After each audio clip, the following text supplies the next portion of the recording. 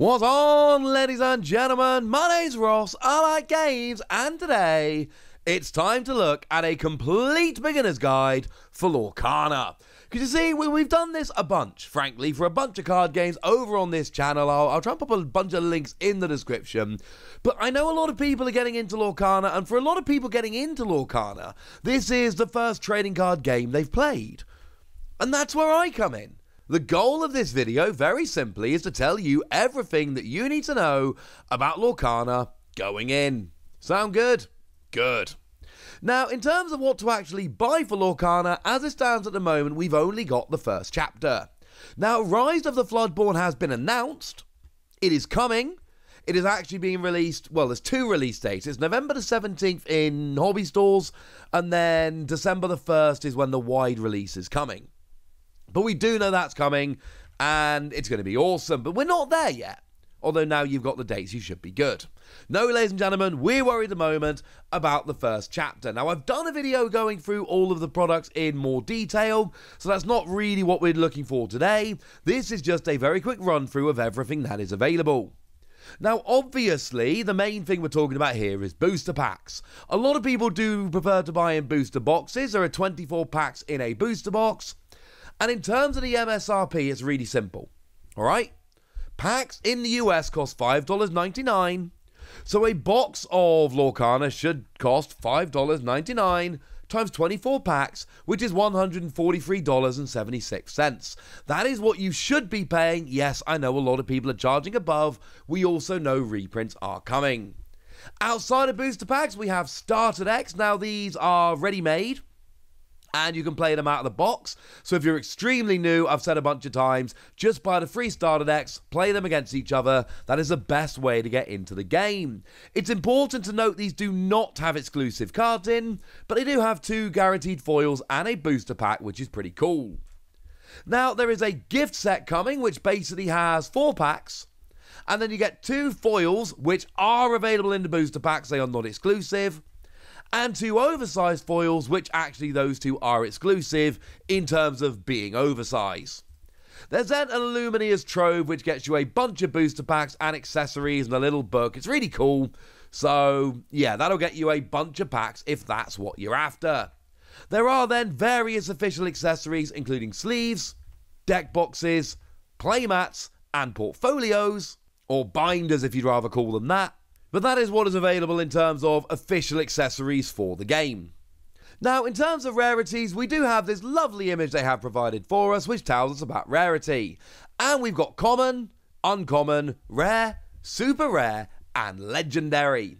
Now, legendary come roughly about 4 per box, which seems to be 1 per 6 packs. That is not confirmed. That is roughly what I've seen looking around. And every pack has 1 foil of a random rarity.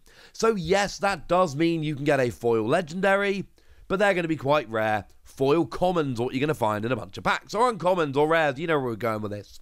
Now, it is also worth noting that legendary cards are essentially set apart from the rest only by their rarity symbol. They don't have texture or different foiling or other things that you may see in other card games. Not a criticism, just to let you know to be careful while you are opening packs.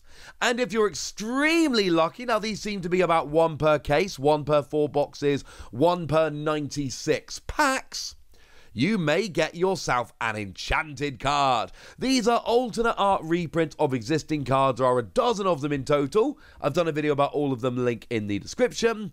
And these are the coolest cards around. I'm still hoping I can pull a Bell or a Maui. Neither of those have happened yet.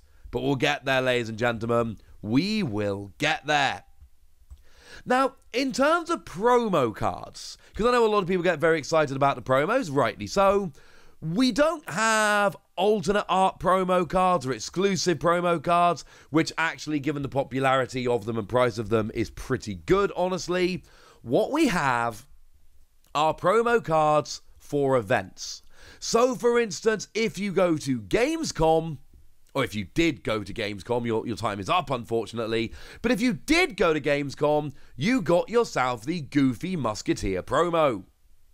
It is exactly the same as the Goofy Musketeer in the first chapter set, except at the bottom we've got this 2023 Gamescom logo.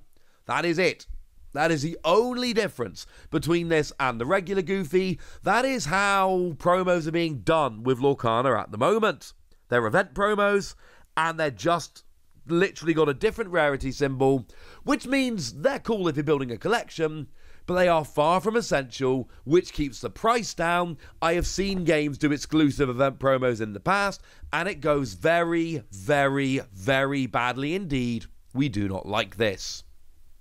Now, in terms of organised play, there are not currently any big tournaments for Lorcana. What we have is local tournaments with organised play kits. That's what you can go and pick up.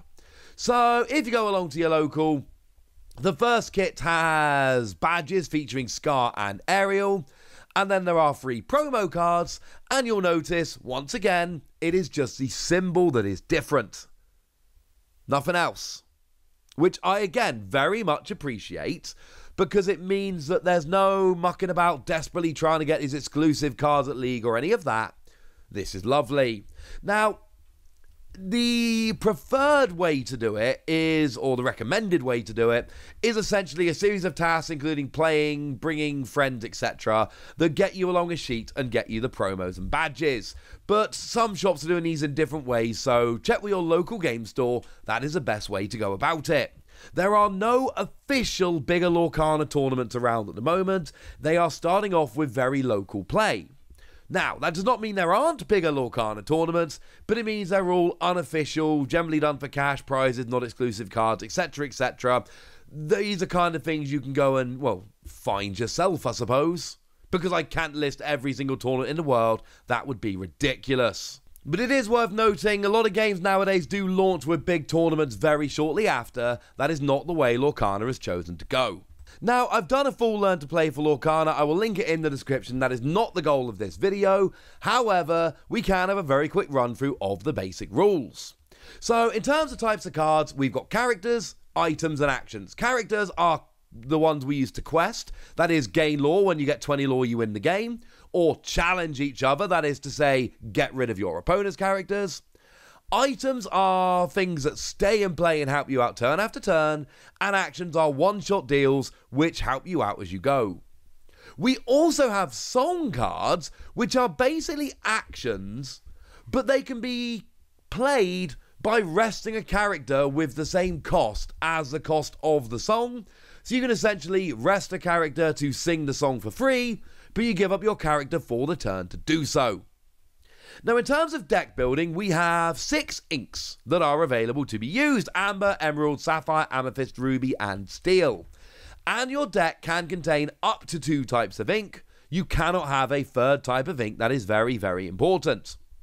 Now, in terms of your general cards, you've got your cost in the top left-hand corner. You've then got your strength, how much damage you do during a challenge. Your willpower, how much damage you can take before you are banished, taken out the game. And then you've got the amount of lore you get when you quest. Questing is literally just resting a character and you get that many lore. When you get to 20, you win. And the big decision a lot of the time we see is how much you actually value questing against challenging, and that depends on your deck, the matchup, and so on. It is important to note, if we have a look at Mickey Mouse on the screen here, that little swirl around the cost means the card is inkable. At the beginning of your turn, you put 1 card face down in your inkwell, as long as it has that symbol, and then that is your pool of resources you use to play other cards. To play Mickey Mouse, you have to have 4 cards in your inkwell. This is a card that can be put into your inkwell. There are plenty of cards out there that do not have this little swirl around them. Those cards cannot be put in your inkwell at the beginning of your turn, so you need to be careful playing too many cards that don't have this symbol, because you don't want to miss being able to ink a card at the beginning of your turn. And obviously choosing which card to ink is a pretty gosh darn big deal. And then in terms of playing the game, it's really quite simple. You are trying to get a bunch of characters out, and you are trying to quest to get to 20 lore in order to win the game. Your opponent is trying to do that as well. You are building up your inkwell to pay for cards, and then you are playing a bunch of cards to both increase your lore. There are some cards that can reduce your opponents. I assume we'll get more of those as time goes by. And then trying to control your opponent's board and banish some of their characters, because if they have too many characters, they're going to quest and they're going to win. And the win condition very simply is get to 20 lore before your opponent. Okay, fine, there is another win condition, which is to say if your deck runs out of cards, you lose the next time you would have to draw a card. And in terms of the general turn order of the game, what happens is you ready all of your cards that have been exhausted because they've been questing or attacking or singing or whatever it might be.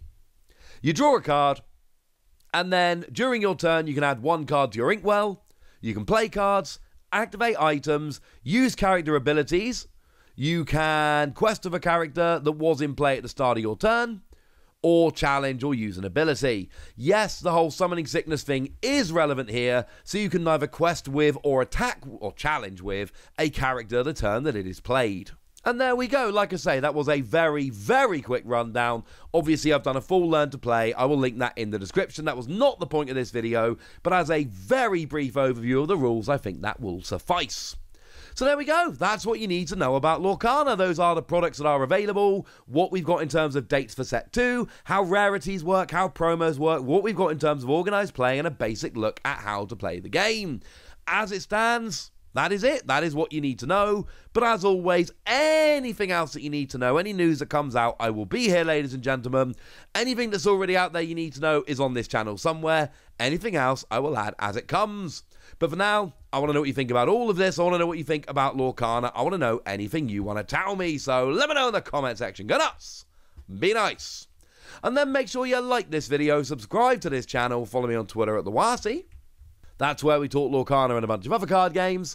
And please do consider checking out patreon.com/PTCGradio, where you can support the channel, get some bonus podcasts and all kinds of fun things. But by far the most important thing as always, look after yourselves till next time, would ya? Thank you very much for watching. My name's Ross, and you've been watching Wassy Plays.